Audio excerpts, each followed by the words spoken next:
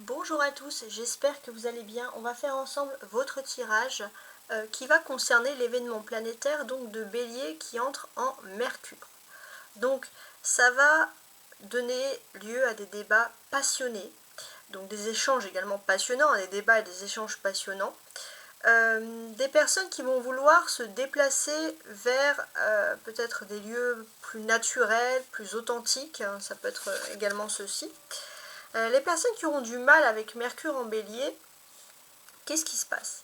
Les personnes qui sont un peu trop despotiques vont s'égarer dans leur façon de parler, vont avoir du mal à communiquer parce que ça ne sera pas authentique. Les personnes vont pouvoir, pour certaines, vont se révéler agressives pour les personnes fourbes en fait. Les personnes fourbes, c'est Mercure en Bélier incite à la franchise et ne vont pas supporter, vont plutôt se manifester par l'agressivité. On peut constater aussi que, d'une certaine manière, les personnes qui vivent dans l'égoïsme vont rencontrer des petits obstacles. Parce que là, on insiste sur le fait d'une union, d'une coopération. Et pour moi, le terme authentique, que ce soit avec vous-même ou avec votre rapport avec les autres, c'est ce qui caractérise le plus le Bélier ici en Mercure. Alors, on va tenter, je vais mettre ça ici, je vais agrandir un peu mon jeu, voilà. On va mettre ça ici, et on va déjà regarder l'énergie principale. Sachant que cette énergie de Mercure en Bélier arrive en même temps que la nouvelle lune en Poisson. Donc ça va développer beaucoup d'énergie, et pour savoir si ces énergies te correspondent, tout simplement, on va faire une première découpe.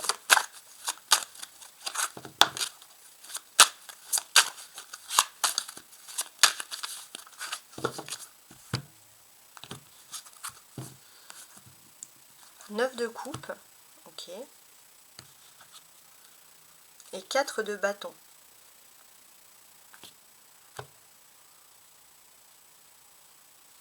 J'ai l'impression que, même si parfois on va vous dire que vous êtes perché, etc., vous êtes une personne qui savait, qui avait le don, excusez-moi, d'émerveiller votre vie. De voir dans les choses les plus sinistres ou les plus basiques, toujours la merveille des choses, la beauté des choses. Et ça, c'est quelque chose qui est ici important. Et pour moi, par exemple, vous pouvez attirer des personnes, notamment par exemple en couple, qui peuvent avoir une très bonne situation matérielle ou financière, mais c'est pas ça qui vous intéresse le plus. On sent qu'il y a une sorte de bénédiction ici sur l'amour. Donc si ces choses vous évoquent quelque chose, c'est que ces énergies de tirage sont faites pour vous. Donc on va regarder un peu toutes ces énergies qui vont coïncider avec la nouvelle lune en Poisson. On va tirer une carte, donc déjà pour l'énergie ici principale. La force. J'ai l'impression que vous allez arriver ici, ça c'est très important, à vous dompter.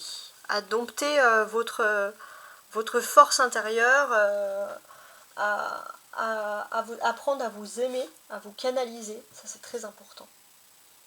Et même dans votre façon de parler, vous allez parler peut-être avec plus de douceur, mais surtout il y a de l'amour propre. Vous allez enfin apprendre à vous aimer. Et ça c'est quelque chose qui est important, à vous accepter au plus profond de vous-même. C'est ce qu'on a ici.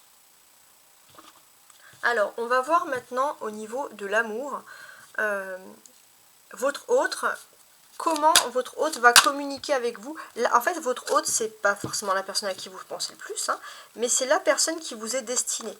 Comment est-ce qu'elle va communiquer son amour, parce que Mercure, c'est quand même la planète de la communication. Comment cette personne va communiquer son amour pour vous durant ce transit de Mercure en Bélier, donc le 10 mars.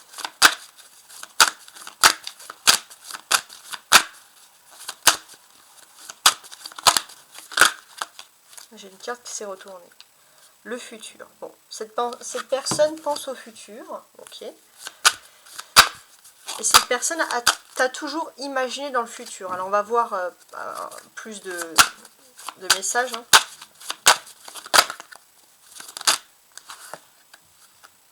Pas mal. Bon. Cette personne pense que tu es son futur. Cette personne pense que tu es son âme sœur. Et qu'un jour, vous serez réunis. Réunis pour de bon. Donc, avant la communication, on a les pensées.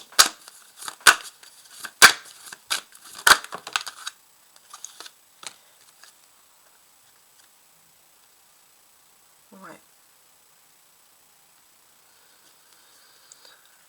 On a une personne qui manque de confiance en elle, et c'est pour ça qu'elle veut reporter au futur un peu votre histoire d'amour. Elle se dit, bon, on peut s'unir, il y a quelque chose, on peut rassembler le puzzle, mais c'est pas le bon moment, etc. C'est une personne qui manque trop de confiance en elle. Ouais. Et d'ailleurs, cette personne, au moment où tu verras ce tirage, au moment de ce transit, cette personne a la certitude, donc ce 10 mars, que tu es son âme sœur.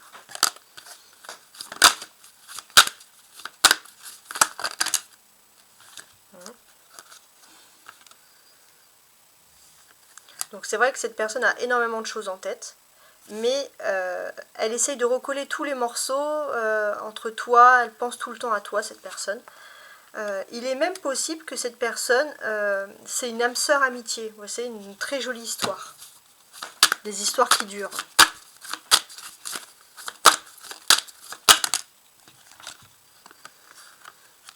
Ouais. Il est possible que cette personne soit, voilà, je comprends mieux l'amitié, cette personne soit gérée aussi, soit gênée par le fait qu'il y ait peut-être un ami ou une tierce personne qui pourtant n'est pas négatif en premier but, mais cette personne se rende compte, peut-être ça va être dans la façon de communiquer, que cette personne qui se dit être une amie, un ou une amie, est en fait une personne qui t'aime aussi. Et donc ça crée une situation triangulaire. Donc c'est quelqu'un, cette autre personne, cette tierce personne qui se dit être ton ami mais qui a des sentiments pour toi, c'est qu'une personne qui boucle, qui cache des vérités, qui ne va pas le dire. On va mettre ce qui est tombé. Donc cette personne ne va pas le dire, mais tu vas quand même avoir des nouvelles de cette personne. Cette personne en fait va trouver n'importe quelle excuse pour partager un moment avec toi.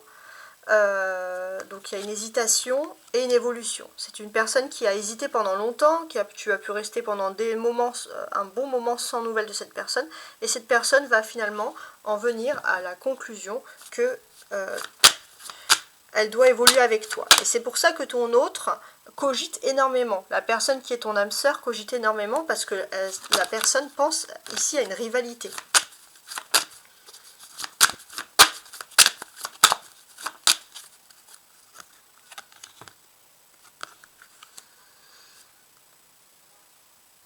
Ouais, ça c'est ton âme sœur qui cogite. Alors on va mettre ce qui est sorti en premier, ok. Bon, il y a le passé, on va s'arrêter là, ok. On a passé, présent, futur. Ouais. Bon, il y a beaucoup de synchronicité entre vous deux. En tout cas, cette personne, voilà, hein, elle a envie de se battre. Ça donne l'envie à cette personne qui est ton âme sœur de se battre pour toi. C'est comme s'il y a une rivalité qui arrive et qui fait que finalement cette personne se dit bah pourquoi je vais laisser passer ma chance sous le nez.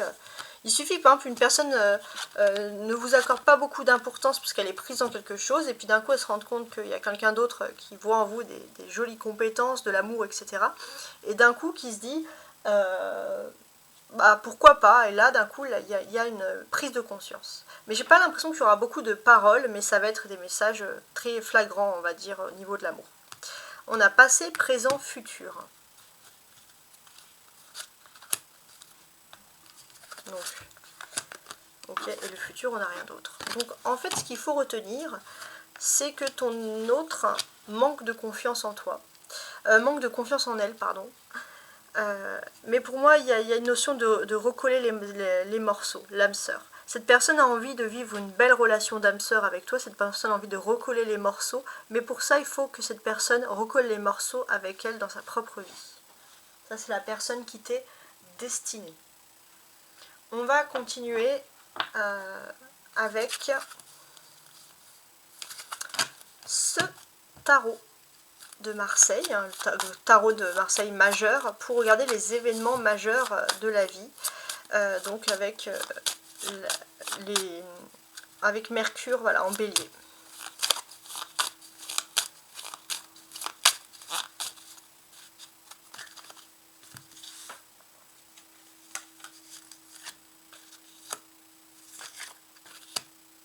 Donc ça c'est pareil, ce sont les grandes énergies qui vont avoir lieu. Alors en termes de grande énergie, on a ici quand même la tempérance. la tempérance en toute chose, c'est une énergie qu'il ne faut pas prendre à la légère ici. On sent clairement que vous avez envie de retrouver l'équilibre en toute chose. Ici, c'est important. Et c'est Mercure en Bélier qui incite à retrouver l'équilibre en toute chose. Bon. Qu'est-ce que j'ai d'autre? J'ai l'Empereur. Ok. La Lune. Hein. Ouais, c'est ce qui va aider à trouver l'équilibre. Hein, pourquoi pas. C'est marrant tout ça. Et le Diable. Alors, déjà, ce que l'on constate ici, c'est qu'il y a la Lune. La Lune, c'est qu'il y a toujours des effets un petit peu des zones d'ombre, mais ça va parler aussi de votre psyché intérieure, de ce que vous devez découvrir par vous-même. Pour moi, voilà, je pense que ce Mercure en Bélier qui tombe sous la nouvelle Lune ici en Poisson, ce n'est pas quelque chose qui est anodin. C'est que les choses vont être extrêmement liées. Il est possible aussi que les poissons qui sont très créatifs, pour certains, ça va vous inciter à mettre en avant votre créativité et aussi à communiquer dans la créativité. C'est pour ça qu'on aura des débats, des échanges, par exemple, qui vont être d'ailleurs très très passionnants. Alors, ce que l'on constate également, c'est que l'empereur ici est symbolique du bélier. C'est marrant que ça soit tombé. Donc là, en fait, ça va aussi penser que dans toutes vos initiatives que vous allez faire, vous n'allez prendre aucune décision à la légère. Et ça, c'est l'influence du bélier. Hein, ça, c'est important. La lune est aussi symbolique du poisson. Et comme je vous l'ai dit, c'est pas un hasard puisqu'on est en nouvelle lune du poisson. Donc ça va être aussi la façon de communiquer vos rêves. Il y a vos rêves qui vont vous délivrer des messages, peut-être même des messages à dire à certaines personnes. Voilà, en tout cas, écoutez bien vos rêves, voilà, qui vont vous dire beaucoup de choses ces derniers temps. D'une façon générale, on sent clairement que vous reprenez confiance en vous. Par contre, c'est vrai qu'avec le diable, on peut parler qu'il y a quand même des énergies toxiques, des énergies un petit peu cachées.